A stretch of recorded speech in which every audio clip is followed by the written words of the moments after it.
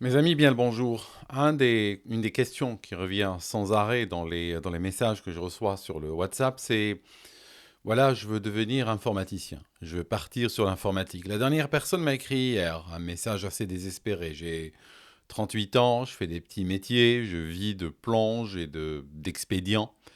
Et j'aimerais me mettre à l'informatique. J'ai trouvé un cours en ligne. Est-ce que j'y vais? Est-ce que je fonce? Donc aujourd'hui, j'arrive pour aborder cette question et vous savez, je ne suis pas un marchand de tapis, je ne suis pas un marchand de rêves. Je veux toujours être honnête avec vous. Donc je vais vous dire les réalités, je vais vous dire ce qui est bien, ce qui n'est pas bien. Et puis, c'est à vous de voir si vous êtes prêt à y aller ou pas. Alors, premièrement, l'informatique, c'est aujourd'hui un Eldorado pour les autodidactes. C'est vrai qu'il y a très peu de métiers sérieux qui payent très bien qu'on peut apprendre aujourd'hui par soi-même. On n'est même pas obligé de passer par une école si on veut. Donc c'est vrai que ça reste quelque chose de très intéressant pour les gens qui, par exemple, ont eu des accidents dans leur parcours académique ou qui, à une époque de leur vie, n'ont pas voulu étudier, n'ont pas pu étudier, n'ont pas eu les moyens, par exemple, et qui aujourd'hui se disent un peu plus tard dans la vie, j'aimerais m'y remettre. Et je vais vous dire quelque chose, je vais vous donner un message d'espoir. J'ai rencontré dans ma carrière beaucoup de gens qui étaient dans l'IT, et quand on a des conversations et puis on demande aux uns et aux autres qu'est-ce que tu as fait avant dans la vie, qu'est-ce qui t'a amené ici. J'ai parlé par exemple à un gars qui était pianiste dans un bateau, dans un navire de croisière. Il était pianiste et le soir, dans sa cabine, il apprenait l'informatique. Finalement, il en a fait son métier. Et quand je l'ai rencontré, c'était un professionnel abouti, très respecté. J'ai rencontré un autre gars qui était sécurité, agent de sécurité dans un navire également. Ils ne se connaissaient pas les deux. Mais ce gars était, pendant longtemps, dans un navire. Et un jour, il a rencontré une danseuse qui travaillait aussi sur le même bateau touristique. Et ils ont voulu revenir sur Terre pour fonder une famille. Mais pendant toutes ces années qu'il était sur l'eau, à voguer les mers du globe, il a développé aussi, dans son temps libre, il a développé des connaissances informatiques très poussées. Quand je l'ai rencontré, pareil, c'était un professionnel, abouti, bien payé, respecté. Un autre qui était flic, un autre qui était cuisinier, et ainsi de suite. Donc, effectivement, quand on va dans l'informatique, on va pas nécessairement rencontrer que des personnes qui ont un parcours classique. Quand je dis classique, ça arrive. Classique, c'est des gens qui, par exemple, ont fait leur bac, ont fait X années d'université, ont fait des écoles informatiques ou autres, et puis on finit dans une entreprise qui fait cela. Ça arrive, ça existe. Et on a de plus en plus de ce genre de profil, par ailleurs. Mais il y a aussi de l'espace, maintenant et demain, comme il y en a toujours eu, pour des personnes au parcours atypique. Donc en termes de, si quelqu'un est en train de réfléchir en termes de reconversion, c'est vrai que c'est un très bon domaine, l'informatique. Autre chose, ça peut payer très bien. Maintenant, ça dépend. Ça peut payer un salaire du SMIC, comme ça peut payer plus que le salaire d'un médecin généraliste. Ce qui est très intéressant. Un médecin généraliste, combien d'années d'études il doit se taper pour en arriver là, alors que en moins de temps, probablement 2 fois moins de temps, pouvait arriver à un salaire supérieur. Par contre, il faut gérer sa carrière. Ça, on en parlera une autre fois. Il faut savoir gérer, il faut savoir aller là où il y a l'argent. Parce que quand je dis informatique, vous savez, la réalité, c'est que, première chose que j'aimerais partager avec vous, c'est que le métier d'informaticien n'existe plus. Anciennement, dans les années 90, on disait toujours un tel est informaticien. Je me rappelle, une femme disait mon fils est informaticien. Le mot informaticien veut rien dire aujourd'hui. Pourquoi? Parce que à l'époque, l'informatique, c'était un bloc de savoir lié à certaines technologies, mais aujourd'hui qui se sent trop segmenté, granularisé, de sorte qu'aujourd'hui, on fait de la sécurité informatique, on fait des bases de données, on fait de cloud, on fait du support, on fait du storage, il y a plein de domaines qui sont liés à l'informatique. De sorte que les gens sont plus spécialisés aujourd'hui. Ça, c'est important à comprendre. Et dans certaines spécialités, comme par exemple la sécurité informatique, il y a plus d'argent que d'autres. Certaines spécialités, comme le support, bon, il y a beaucoup de travail, mais les gens sont brisés, sont cassés. Il y a de l'argent aussi, mais c'est la mine un petit peu. D'accord? Donc tout dépend comment tu gères ta carrière par la suite. Maintenant, parlons un petit peu honnêtement. On va dire des choses un peu honnêtement, d'accord? On n'est pas là pour se caresser dans le sens du poil. Quand quelqu'un me dit, voilà, j'ai 35 ans, j'ai tout foiré sur le plan académique et tout ça, et aujourd'hui je galère de petit métier en petit métier, je vais aller vers l'informatique. Bon. Je vais te dire, autant je veux bien donner des messages d'espoir, et c'est le sens de toutes mes vidéos, autant j'aimerais quand même dire des choses qui peut-être ne vont pas plaire. Premièrement, la réserve que j'ai une réserve par rapport à un tel projet. C'est-à-dire que, qu'est-ce qui a fait que tu as raté ton parcours académique avant? Parce que je ne vais pas te mentir, apprendre l'informatique, c'est une méga galère. C'est beaucoup de travail. C'est probablement du 7 jours sur 7. C'est du 12 heures par jour. Je vais être clair. Si tu as une demi-heure par jour, si tu as trois quarts d'heure par jour, ne commence pas. Je prévois ton échec. D'accord? Tu as zéro chance si tu as trois quarts d'heure par jour. On est en train de partir, surtout si tu pars de très loin. Si tu pars de...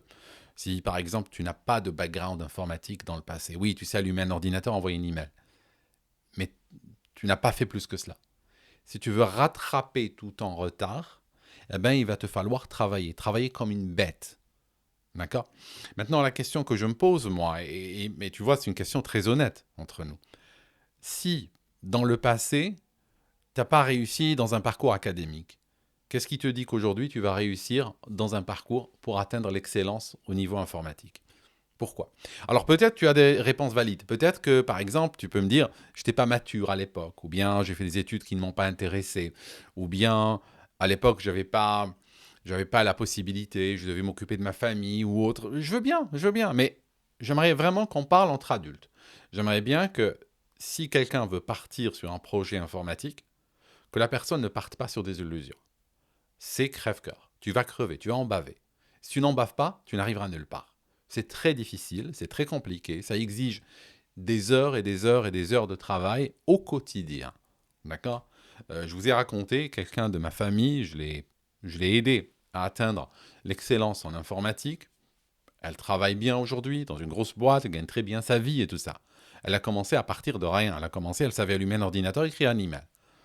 En quelques années, en 2-3 ans, elle était déjà en train de prétendre à des rôles très intéressants. Et après, ça n'a fait qu'aller crescendo. Mais c'était quoi la durée de travail? C'était combien? C'était du 12 heures par jour, minimum. Un jour où il n'y avait pas de travail, c'était 12 heures. C'était se réveiller, par exemple, le samedi matin à 8 heures, et puis, bon, à 9 heures, il faut déjà être opérationnel, d'accord? Et puis travailler jusqu'à la soirée, jusqu'à ce que la nuit tombe. Et puis, si elle est fatiguée, bon, ben, on prend un quart d'heure de repos, et puis on repart sur une autre matière, on repart sur autre chose pour se reposer. C'est pas se reposer, je vais regarder Netflix. Je vais vous dire un truc. Si vous êtes capable de regarder des séries Netflix, par exemple, si vous allumez Netflix et vous êtes capable de regarder, par exemple, une série sur, je sais pas, bon, un personnage historique ou une famille ou une saga ou peu importe, et que cette série Netflix, par exemple, a 25 épisodes, et que vous êtes capable de les regarder du premier jusqu'au dernier, d'accord?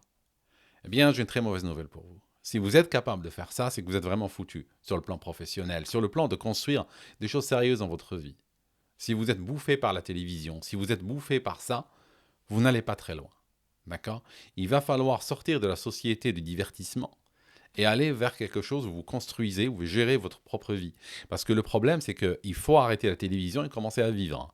Or, un des grands problèmes pourquoi les gens n'arrêtent pas la télé, ce n'est pas qu'ils ont un problème avec la télé elle-même, mais c'est que c'est très souvent, ils ont peur du vide. Ils ont peur que s'ils arrêtent la télé, ils font face à une vie où il n'y a rien. D'accord? Donc, je comprends la difficulté, mais il va falloir à un moment donné sortir, si on veut aller de l'avant. On peut avoir du divertissement plus tard. On peut réussir sa vie et puis avoir du divertissement. On peut s'amuser autant qu'on veut. J'ai pas de souci avec le divertissement. Il ne faut pas croire que je suis quelqu'un d'austère, bloqué. C'est pas ça. Mais à un moment donné, si on veut se construire, il faut payer le prix, il faut payer le sacrifice. Or, on ne nous dit pas cela. C'est-à-dire que ça a commencé même, si je sors un peu de mon sujet, ça a commencé même par, si vous regardez la religion, prenez la religion chrétienne par exemple, on part du principe de plus en plus, dans certains discours, que tout le monde, on ira tous au paradis.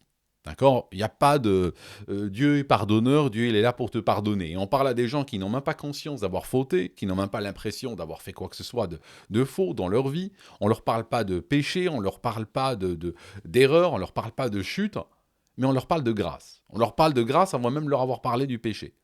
Donc je veux dire, les gens ils disent, mais tu me casses les pieds, moi, je veux dire, bon voilà quoi, hein, tout va bien dans ma vie, je n'ai pas fait le mal, voilà. Donc le problème, c'est cette image qu'on donne que tout est facile, tout est accessible. Et puis, quand on voit des gens qui ont réussi, ah oui, ben, ceux-là, ils ont du talent. D'accord? Personne n'a du talent. OK? Le talent, c'est des gens qui travaillent. C'est tout. Il n'y a rien d'autre. Il n'y a que des gens qui travaillent. Prenez les cuisiniers qui sont pleins d'étoiles. Prenez les gens qui travaillent au Cirque du Soleil ou les gens qui ont réalisé un exploit quelconque dans leur vie, que ce soit un exploit au plan personnel, au plan business ou autre. C'est que des gens qui travaillent. Je connais des gens qui se font de l'argent et beaucoup d'argent. Je peux vous dire, c'est des personnes, il n'y a pas d'espace pour regarder Netflix dans leur vie. Je vous le dis tout de suite. D'accord? Donc si vous regardez Netflix, j'ai déjà une mauvaise nouvelle pour vous. D'accord? Ils la regarderont plus tard, quand ils prendront leur retraite, ou peut-être un jour, 5 minutes. Mais il faut sortir du divertissement et aller vers les choses sérieuses. Si vous voulez réussir, il va falloir consentir les sacrifices qu'il faut. Maintenant, moi, je ne suis pas le gars qui juge le travail au nombre d'heures. Il y a deux choses qu'il faut faire.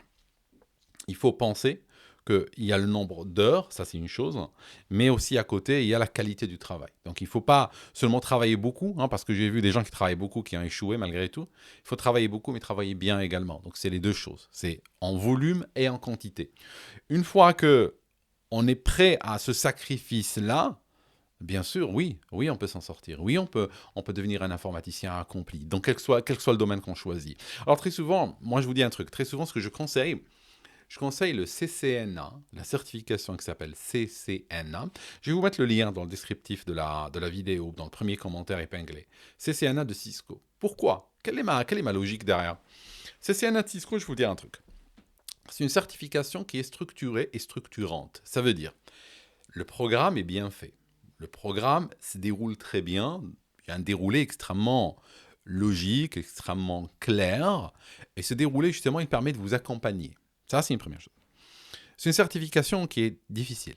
Elle n'est pas très difficile, mais elle est difficile. Je lui mets sur 5, allez, je mets 4 sur 5. Donc elle est difficile. C'est une certification qui est respectée. Dans un CV, quand vous la faites dans un CV, ça a de la gueule quand même, avoir un CCNA. Et ça donne de très bons fondamentaux sur le réseau.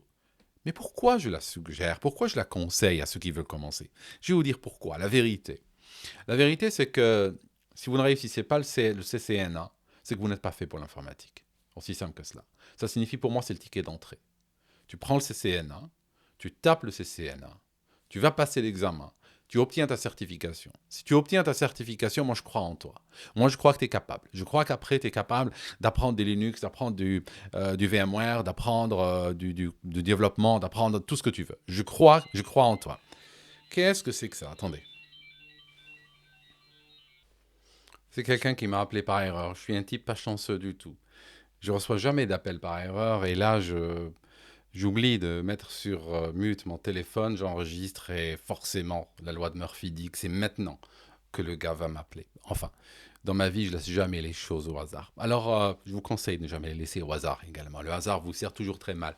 Je voulais vous dire que le CCNA pour moi est le ticket d'entrée dans l'informatique. Donc, à tout le monde, tous ceux qui me disent « Aldo, je veux commencer en informatique », moi j'ai une seule réponse, fais le CCNA. Si tu trouves que le CCNA est trop difficile, si tu trouves que le volume est énorme, si tu trouves que c'est compliqué, tu n'arrives pas, tu n'as pas le temps, tu n'as pas la motivation, tu as consacré une demi-heure par-ci, par-là, puis tu t'es arrêté, c'est OK, on a compris. C'est que tu n'es pas fait pour l'informatique, tu es fait pour autre chose. Tu trouveras. Tu es fait peut-être pour, je sais pas moi, pour devenir chauffeur de bus, ou pianiste, ou médecin, ou dentiste, ou chirurgien. C'est pas, je ne suis pas en train de jeter l'opprobre sur quelqu'un qui ne peut pas faire le CCNA. Mais pour moi, le CCNA, c'est le ticket d'entrée. Si tu ne peux pas le faire, je mets en doute ta possibilité d'entrer dans l'informatique. Alors bien sûr, il y a des gens qui vont me dire, oui, mais il y a plein de gens qui font de l'informatique qui n'ont pas le CCNA. Oui, je le sais, c'est pas ça. Mais je parle de gens qui veulent y rentrer sur le tard. Je parle de gens qui font d'autres métiers aujourd'hui, qui veulent de loin venir entrer en informatique. Et donc c'est pour ça qu'il leur faut quelque chose. Et c'est quelque chose qui permet de décider si tu es fait pour ou pas. C'est ce que j'appelle le CCNA. Donc, tu fais le CCNA de Cisco pour commencer, tu l'attaques. Si tu le fais, franchement, c'est ça. Et le degré de difficulté, quand tu regardes, pendant que tu travailleras pour le préparer, le degré de difficulté, le volume de données à absorber, le nombre d'exercices qu'il faut faire et tout, correspondra finalement à ton rythme pour apprendre n'importe quoi en informatique. Parce que demain, si tu veux apprendre, par exemple, la virtualisation, VMware, eh ben forcément, ça sera difficile. Ça sera comme le CCNA.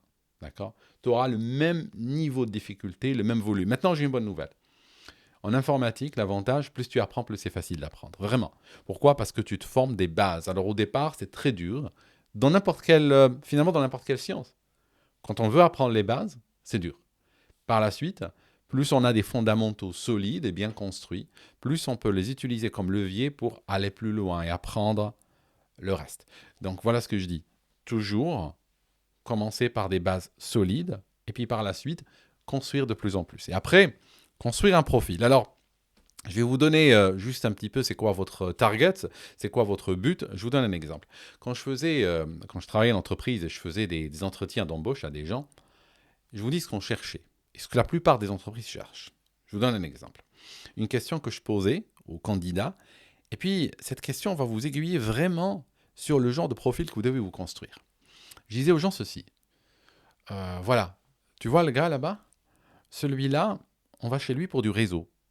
Il n'est pas bon partout, mais sur le réseau, il est excellent. Si on va chez lui pour du réseau, si lui ne peut pas répondre à cette question, c'est que personne ne peut y répondre. Tu vois le gars là-bas au fond? Ce gars avec son café là? Ce type? Sur Windows Server, je n'ai jamais rencontré quelqu'un de plus fort que cela. Il fait des choses absolument inimaginables. En ligne de commande sur Windows, je l'ai vu recoller des partitions éclatées sur un système de software RAID avec un disque en panne et de la corruption et tout, et récupérer les données. Je l'ai vu faire à la main. Incroyable. Il est capable de faire ça. Et je posais des exemples comme ceci. Toi, si tu rejoins notre équipe, pourquoi on irait vers toi? Pourquoi? D'accord? Ça, c'est important.